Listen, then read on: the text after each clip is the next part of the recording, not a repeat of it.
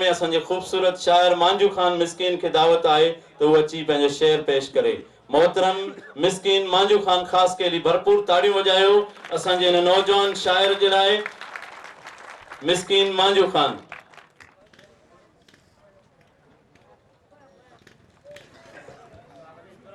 बिस्मिल्लाहिर्रहमानिर्रहीम।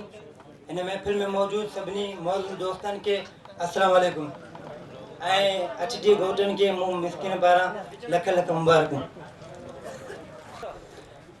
इज्तिमाई शादी छो थी थियन उन जो मकसद छा है आ समझा यो ही है त जेके राज्य जो मुख्तलिफ रवायतूं पइजियूं आहिनि उन्हनि खे ख़त्म करणो आहे। इन हाल सां शाइरी आहे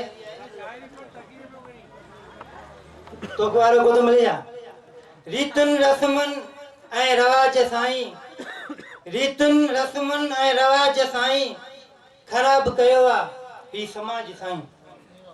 रीतुन रस्मन ऐं रवाज साईं ख़राब कयो आहे ही समाज साईं। न्याणे के वेठे वरेव गुज़री न्याणे के वेठे वरेव गुज़री ॼण हयाती वई सारी विखरी। न्याणे के वेठे वरेव गुज़री ॼण हयाती वई सारी विखरी। की न जमे थी सघियो की न जमे थियो को ॾाज साईं। रीतुनि रस्मनि ऐं रवाज साईं ख़राब कयो आहे ही समाज साईं। ऐं आसरे में न्याणे जा अच्छा था वार आसरे में न्याणे जा अच्छा थिया वार पीउ न लाथो अञा ताईं इहो बार। आसरे में न्याणे जा अच्छा थिया वार पीउ न लाथो अञा ताईं इहो बार। वई जवानी थी सूरन जो खाज साईं। रीतुनि रस्मनि ऐं रवाज साईं ख़राब कयो आहे ही समाज साईं।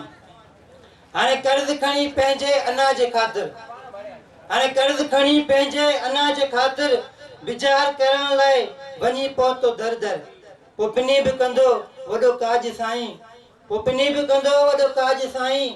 रीतुनि रस्मनि ऐं रवाज साईं ख़राब कयो आहे ही समाज साईं। जे मिसकीन आई त पोइ अमीराना अंदाज़ छो जे मिसकीन आई त पोइ अमीराना अंदाज़ छो ॿुझो न आहे कंहिंखां लिकाई थो इहो राज़ जो।